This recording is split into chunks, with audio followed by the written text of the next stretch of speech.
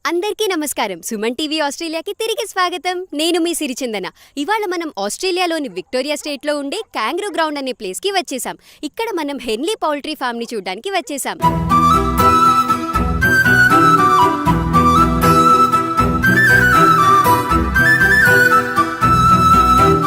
అసలు స్పెసిఫిక్గా ఈ పౌల్ట్రీ ఫామ్కి ఎందుకు వచ్చామనే సందేహం మీకు రావచ్చు. ఆస్ట్రేలియాలో మెల్బర్న్లో తెలుగు వారు ఇంత పెద్ద పౌల్ట్రీ ఫామ్ని రన్ చేస్తున్నారంటే చాలా ఇంట్రెస్టింగ్గా ఉంది కదా.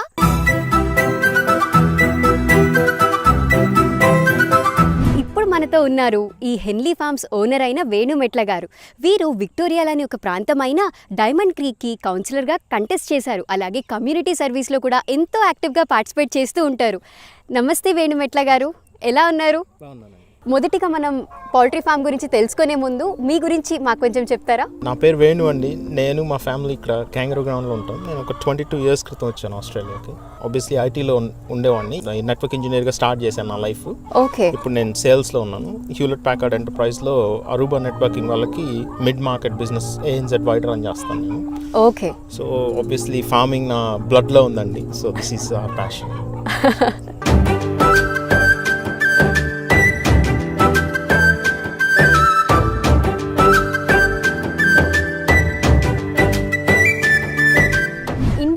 చూసుకున్నట్లయితే పూర్తిగా వైట్ కలర్ ఎగ్స్ దొరుకుతాయి కదా. ఇక్కడ ఆస్ట్రేలియాకి రాగానే నేనైతే గమనించింది మొత్తం బ్రౌన్ ఎగ్స్ దొరుకుతాయి. అసలు ఆ డిఫరెన్స్ ఎందుకు వస్తుంది అంటారు? జస్ట్ కోడి డిఫరెన్స్ అండి. మనకి ఇక్కడ హైలాండ్ బ్రౌన్స్ వాడతాం, లేకపోతే ఐసా బ్రౌన్స్ వాడతాం. ఇండియాలో డిఫరెంట్ టైప్ ఆఫ్ బ్రీడ్ వాడతాం. ఓకే, డిఫరెంట్ బ్రీడ్ వల్ల కలర్ డిఫరెన్స్ వస్తుంది అంటారు. ఓకే. ఈ ఫామ్ లో చూసుకున్నట్లయితే మనకి క్యారవాన్, ఫెన్సింగ్ ఇవన్నీ ఉన్నాయి కదా, వీటి గురించి కూడా మా ప్రేక్షకులకు కొంచెం చెప్తారా? తప్పకుండా అండి. ఐ బిలీవ్ ఆర్గానిక్ ఫార్మింగ్ లో బిలీవ్ చేస్తానండి నేను. డెఫినెట్లీ. దానికి నంబర్ 1 థింగ్ ఏంటంటే కోల్డ్ ఇట్లా ఫ్రీగా ఓపెన్ గా తిరుగుతూ ఉండాలి. Secondly less amount of hence ఉండాలి ఒక గివెన్ ఏరియాలో.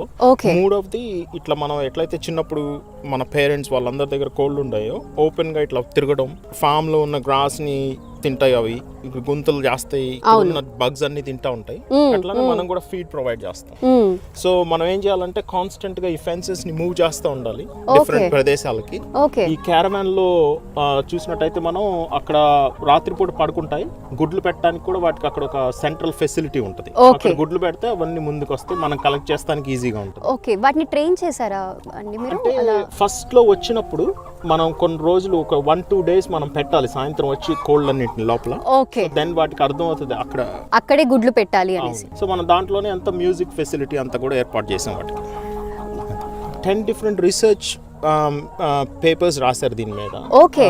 ఇప్పుడు కోళ్ళకి music obviously comms them. Most importantly ఏంటంటే నా బిలీఫ్ ఏంటంటే కోళ్ళు నిద్రపోయేటప్పుడు కూడా మనలాగా డ్రీమ్ చేస్తాయి. సో ఆ మ్యూజిక్ అట్లా కంటిన్యూస్గా ప్లే చేయడం వల్ల దే ఆర్ వెరీ కామ్. తద్వారా మనకి మంచి క్వాలిటీ గుడ్ వస్తుంది, ప్లస్ వాటి లైఫ్ కూడా బాగుంటుందనే ఉద్దేశంతో ఇది స్టార్ట్ చేసాం. మాకు తెలిసి ఆస్ట్రేలియాలో మేమే చేస్తున్నాం. చాలా కొత్త కాన్సెప్ట్ అండి, అసలు ఎవరికి ఐడియా కూడా ఉండుండదు.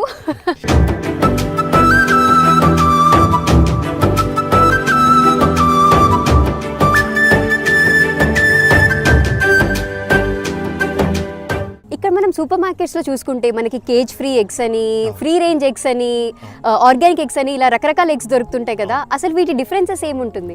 So caged eggs very simple.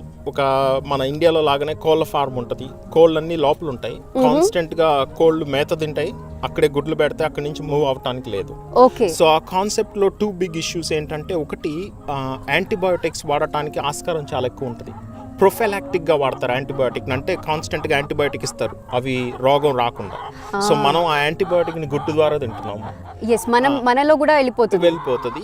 Plus feed కూడా నాన్ ఆర్గానిక్ ఫీడ్ వాడతారు. అదే మీరు కేజ్ ఫ్రీ చూసుకున్నారనుకోండి, ఆస్ట్రేలియా స్టాండర్డ్ ఏంటంటే 10,000 hens per hectare. అంటే ఒక A4 పేపర్ లో ఒక్కొక్క కోడి. నెక్స్ట్ ఇదే మీరు ఏదైతే చూస్తున్నారో పాస్చర్ రైజ్డ్, ఫ్రీ రేంజ్, ఇదంతా ఈ కాన్సెప్ట్ అన్నమాట. దీంట్లో వచ్చేటప్పటికి ఇప్పుడు మనం మాట్లాడుకుంటే మనం 150 hens per hectare, అంటే 2.5 ఎకరాల్లో 150 కోళ్ళ కంటే ఉండవు అనమాట. సో ఇది బేసిక్ గా పాస్చర్ రైజ్డ్ ఫ్రీ రేంజ్. దీంట్లో మనం ఆర్గానిక్ ఇంకొక స్టెప్ ముందుకెళ్ళాము. నెక్స్ట్ స్టెప్ ఇట్లా అంటే వీటి వెల్ఫేర్ జాగ్రత్తగా ఉండాలి, ఇవి లైఫ్ ని బాగా లీడ్ చేయాలనే కాన్సెప్ట్ తోటి మనం ఇట్లా మ్యూజిక్ ఇవన్నీ కూడా యాడ్ చేసాం. మీ పౌల్ట్రీ ఫామ్ చాలా బాగుంది సార్. ఇప్పుడు నెక్స్ట్ మీ ఫ్యూచర్ ప్లాన్స్ ఏంటి? ఇక్కడ మనం మ్యాక్సిమం 1,500 హెన్స్ కంటే వెళ్ళమండి. Okay. సో స్టెప్ నెంబర్ 1 అక్కడికి వెళ్తున్నాం తొందరలో. 1300 హెన్స్ అయిపోయిన తర్వాత మళ్ళీ వేరే ఫామ్ చూస్తున్నాము. Okay. We're planning to expand. Like I said, we believe in certified organic food తినాలి అందరూ అనేది మా కోరిక. సో ఇంకా ఎక్స్పాండ్ చేస్తాం తొందరలో. తప్పకుండా ఇంకా ఇంకా పెద్ద పెద్ద ఫార్మ్స్ కొని మోర్ ఆర్గానిక్ ఎగ్స్ కావాలి మన అందరికీ కూడా. ఈ ఫామ్ని మొత్తం రన్ చేయడానికి హెన్స్ కానీ ఎక్విప్మెంట్ కానీ లేదా దీని ఫీడ్ కానీ ఎంత ఖర్చు వస్తుందంటారు? అంటే మనం కమర్షియల్గా ఎవ్రీ టైమ్ 650 హెన్స్ కొంటామండి. 250. సో ఒకేసారి ఈచ్ హెన్ రఫ్లీ అబౌట్ $19 పడుతుంది మనకి. ఓకే. ఫీడ్ అదే చూసుకున్నట్టయితే మనం సర్టిఫైడ్ ఆర్గానిక్ ఫీడ్ వాడతాం. $1,835 a ton. So for example ఇక్కడ మనం చూసుకుంటే feed is the biggest bill అన్నమాట. లిటరలీ ఒక టన్ ఫీడ్ మనకి ₹1,00,000 పడుతుంది ఇండియన్ కరెన్సీలో. బేసిక్. సో ఇవన్నీ ఆబ్వియస్లీ లాంగ్ టర్మ్ స్ట్రాటజీ కాబట్టి ఈ క్యారవాన్స్ వచ్చేసి ఒక్కొక్కటి రఫ్లీ $40,000 పడుతుంది. దాంట్లో మనం ఒక $4,000-5,000 ఖర్చు పెట్టి మ్యూజిక్ సిస్టమ్ ఏర్పాటు చేసాం ప్రతి క్యారవాన్లో. ఈ వాటర్ సిస్టమ్స్ కానీ ఈ ఫీడర్స్ కానీ ఇవన్నీ రఫ్లీ ఇంచుమించు 1000 నుంచి 2000 ఒక్కొక్కటి. ఇంకా ఫెన్సింగ్ ఇట్లాంటివన్నీ ఆక్సిలరీ డిపెండ్స్ మనం ఎన్ని కొంటున్నామండి. ఓకే. సో యావరేజ్గా మన ఈ 3 క్యారవాన్స్ ఇట్లాంటి ఇన్ఫ్రాస్ట్రక్చర్ ఫామ్ని సెటప్ చేయాలంటే ఒక $250,000 $280,000 అవుతుంది. అంటే ఇంచుమించుగా మన ఇండియన్ కరెన్సీలో 1,50,00,000 పడుతుంది అనమాట. బిగ్గెస్ట్ థింగ్ ఏంటంటే క్వాలిటీ ఆఫ్ ఫుడ్. అన్నం అనేది చాలా ఇంపార్టెంట్. సో హెల్తీ ఫుడ్ తింటాం అనేది చాలా ఇంపార్టెంట్ కాబట్టి మనం ఇంత కష్టపడేది ఫుడ్ కోసమే. అది హెల్తీగా లేకపోతే ఇంకేం ప్రయోజనం. That's right. మీరు ఫుల్ టైం ఐటీ ప్రొఫెషనల్గా ఉంటూ ఇంత పెద్ద ఫామ్ని మెయింటైన్ చేయడం అసలు ఎలా మేనేజ్ చేస్తున్నారు? ప్యాషన్ అండి. కానీ మా పిల్లలు నా వైఫ్ అందరూ కూడా హెల్ప్ చేస్తారు. మాకు ఒక 2 ఎంప్లాయీస్ ఉన్నారు. ఒక అతను రోజు వచ్చి ఎగ్స్ కలెక్షన్ అవన్నీ చేస్తాడు. మేము మొదలు పెట్టినప్పుడు నేను నా వైఫ్ మా పిల్లలు అంతా చేసాము స్టార్ట్అప్ స్టేజ్లో. ఎవరైనా అట్లానే కదా. అవును. సో ఇప్పుడు అతను వచ్చి పనంతా చేస్తాడు డైలీ. సో నేను ఇక్కడ వచ్చి బేసిక్గా మార్కెట్స్కి వెళ్తాను సాటర్డే సండే. ఎందుకంటే నాకు ఇక్కడున్న కమ్యూనిటీ తోటి కనెక్ట్ చేయడం ఇంపార్టెంట్. వాళ్ళకి మనం ఏం చేస్తున్నాము ఎట్లా చేస్తున్నాం అనేది చెప్పడం ఇంపార్టెంట్. ఎందుకంటే ఆబ్వియస్లీ దట్స్ ద డిఫరెన్షియేషన్. పూర్తిగా ఫ్యామిలీ సపోర్ట్ ఉండిందంటారు ఫస్ట్ నుంచి. తర్వాత ఇప్పుడు 2 ఎంప్లాయీస్ తోటి మేనేజ్ చేస్తున్నారు. దీని గురించి అందరికి మార్కెటింగ్ ఎలా చేస్తారు, అలాగే ఎగ్స్ ని ఎలా సెల్ చేస్తారు? సో మొదట్లో స్టార్ట్ చేసినప్పుడు కొంచెం మేము అన్ని షాప్స్కి వెళ్ళి డ్రాప్ చేసేవాళ్ళం. డజన్స్ అట్లా ట్రై చేయడానికి. అట్లా కొన్ని షాప్స్ స్టార్ట్ అయ్యాయి. ఇప్పుడు మెయిన్గా మన ఆంధ్రాలో రైతు బజార్ లాగానే ఇక్కడ ఫార్మర్స్ మార్కెట్స్ ఉన్నాయి. సో నేను బేసిక్గా 9 ఫార్మర్స్ మార్కెట్స్ చేస్తాం per month. So every Saturday Sunday ఒక ఫార్మర్స్ మార్కెట్లో ఉంటాం మేము. సో కమ్యూనిటీ అవుట్ రీచ్ అక్కడ జరుగుతుంది. నెక్స్ట్ ఇన్స్టాగ్రామ్, గూగుల్ వాటి ద్వారా అట్లా యాడ్స్ కూడా చేస్తాం. ఇప్పుడు మీరు చేస్తున్న ఈ ప్రోగ్రామ్ వల్ల మన చాలా మందికి తెలుస్తుంది కాబట్టి. సో ఈ పౌల్ట్రీ ఫామ్ ని స్టార్ట్ చేయాలనే ఐడియా మీకు ఎప్పుడు వచ్చింది? ఎప్పుడు స్టార్ట్ చేశారు ఈ పౌల్ట్రీ ఫామ్ ని? మా ఒరిజినల్ హిస్టరీ ప్యాడీ. అందరూ ఇండియాలో చాలా మనంతా రైస్ వేస్తాం కదా. సో మాది కూడా అట్లానే రైస్ ఫార్మింగ్ ఉండేది మాకు. ఇక్కడికి వచ్చాక మేము ఏదో ఒకటి చేయాలనుకున్నాం. సో ఈ ఫామ్ తీసుకున్నాము. ఈ ఫామ్లో ఆబ్వియస్లీ పౌల్ట్రీ నాకు చిన్నప్పటి నుంచి బాగా ఇంట్రెస్ట్ ఉండేది. మేము ఉండేటప్పుడు చిన్నప్పుడు కోళ్ళు ఉండేవి మా దగ్గర. సో ఒక హెరిటేజ్ బ్రీడ్స్ తోటి స్టార్ట్ చేసాం ఫస్ట్. ఒక 19 కేజెస్ ఉండేవి. ఒక ఆల్మోస్ట్ దాదాపు ఒక 100 కోళ్ళు ఉండేవి. రకరకాల జాతులు 19 డిఫరెంట్ వెరైటీస్ ఉండేవి మన దగ్గర. సో వాటితో స్టార్ట్ చేసాం ఇక్కడ ఆర్గానిక్ అసలు అంతా నేర్చుకోవడానికి, ఎన్వైరన్మెంట్కి మనం తెలుసుకోవడం కోసం ఎట్లా ఏం యూజ్ చేయాలనేది. అది అయిపోయిన తర్వాత కమర్షియల్గా ఒక 2 years క్రితం స్టార్ట్ చేసామండి ఇదంతా. ఓకే. మొత్తం ఈ ఫామ్ లో ఎన్ని హెన్స్ ఉన్నాయండి? ప్రస్తుతం ఒక 850 ఉన్నాయండి. సో తొందరలో ఒక 1300 కోళ్ళ దగ్గరికి వెళ్తాం. ఎగ్స్ ప్రొడక్షన్ విషయానికి వస్తే డైలీ బేసిస్ లో కానీ వీక్లీ బేసిస్ లో కానీ ఎగ్స్ ఎలా వస్తాయండి? సో సమ్మర్లో అయితే ఆల్మోస్ట్ 90% ఉంటుందండి ప్రొడక్షన్. సో మన దగ్గర 900 కోళ్ళు ఉన్నాయనుకోండి, ఆల్మోస్ట్ 880 ఎగ్స్ దాకా వస్తాయి. ఓకే. వింటర్ లో తగ్గుతుంది ప్రొడక్షన్. సో రఫ్లీ 75%-70% ఉంటుంది. క్లైమేట్ ని బట్టి కూడా ఎగ్స్ ప్రొడక్షన్ డిఫరెన్స్ ఉంటుంది. ఎందుకంటే మనం ఆర్గానిక్స్ కాబట్టి రాత్రిపూట లైట్స్ వేయమన్నమాట. సో కొంచెం ప్రొడక్షన్ తగ్గుతుంది. సేమ్ మనుషుల లాగానే వాటికి కూడా పడుకునే టైం ఇస్తున్నారు. అయితే ఇప్పుడు మీరు ఎగ్స్ డైలీ కలెక్ట్ చేస్తారా లేదా వీక్లీ? టైం పీరియడ్ ఎలా ఉంటుందండి? So every day eggs collect చేస్తామండి. ఓకే. ఎవరైతే మన శాంటియాగో అతని పేరు, అతను వస్తాడు డైలీ ఎగ్స్ ఇక్కడ నుంచి కలెక్ట్ చేస్తాడు. ఎందుకంటే టెంపరేచర్ వేరియన్స్ వల్ల ఎగ్ క్వాలిటీ పాడైపోతుంది. So Right. సమ్మర్ లో మనం 9 o'clock ముందే కలెక్ట్ చేస్తాము, ఓకే. వింటర్ లో 9 to 10:30 మధ్యలో కలెక్ట్ చేస్తాము.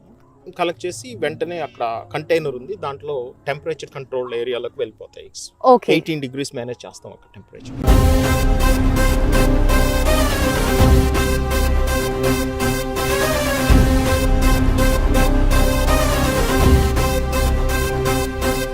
సో మనం ఏం చేస్తామంటే ఎగ్స్ ఇక్కడ నుంచి పంపిస్తాము.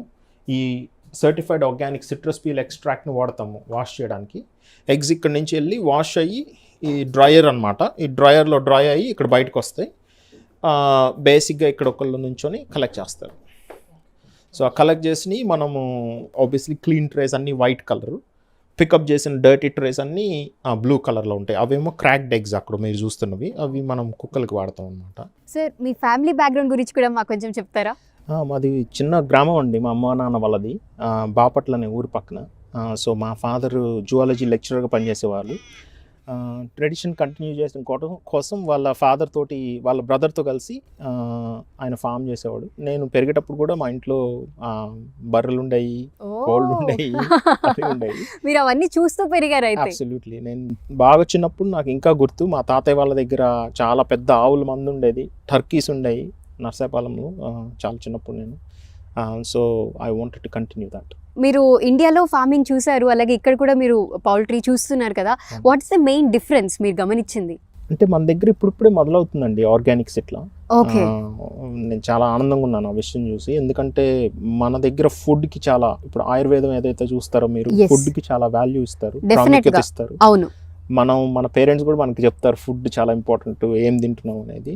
సో ఈ కాన్సెప్ట్లో మనం అదే ఇక్కడ అందించడానికి ట్రై చేస్తున్నాం. మనం ఇండియాలో కూడా చూస్తున్నాం అట్లా మారుతుందని. హోప్ఫుల్లీ మనం అందరం ఆశిద్దాం ఇంకా పెరుగుతుంది, అట్లా ఎస్, క్వాలిటీ ఫుడ్ డెలివరీ చేస్తారు. ఆర్గానిక్ ఖచ్చితంగా పెరగాలి ఇండియాలో, ఇక్కడ అన్ని ప్లేసెస్ లో కూడా ఆర్గానిక్ పెరగాలి. మనం ఏ దేశానికి వెళ్ళినా మన మూలాలని మర్చిపోవద్దంటారు మన పెద్దలు. ఈ మాటకు నిదర్శనమే మన వేణుమెట్ల గారు. ఒక రైతు కుటుంబం నుంచి వచ్చి ఆస్ట్రేలియాలో ఐటీ రంగంలో స్థిరపడినా తన తండ్రి యొక్క నేపథ్యాన్ని కొనసాగిస్తున్నారు. ఇది ఎంతో మందికి ఆదర్శనీయం. సో చూశారు కదా వ్యూయర్స్, మన హెన్లీ ఎగ్స్ ఫామ్ ని. మీరు కూడా మెల్బర్న్ లో ఉంటూ ఆర్గానిక్ ఎగ్స్ కోసం వెతుకుతున్నారా? మన హెన్లీ ఫార్మ్స్ ని తప్పకుండా కాంటాక్ట్ చేయండి. ఇలాంటి మరెన్నో ఇంట్రెస్టింగ్ వీడియోస్ కోసం మన సుమన్ టీవీ ఆస్ట్రేలియా ఛానల్ ని సబ్స్క్రైబ్ చేసుకోవడం మర్చిపోకండి. కెమెరామన్ చరణ్తో నేను మీ సిరిచందన, సైనింగ్ ఆఫ్. బాయ్.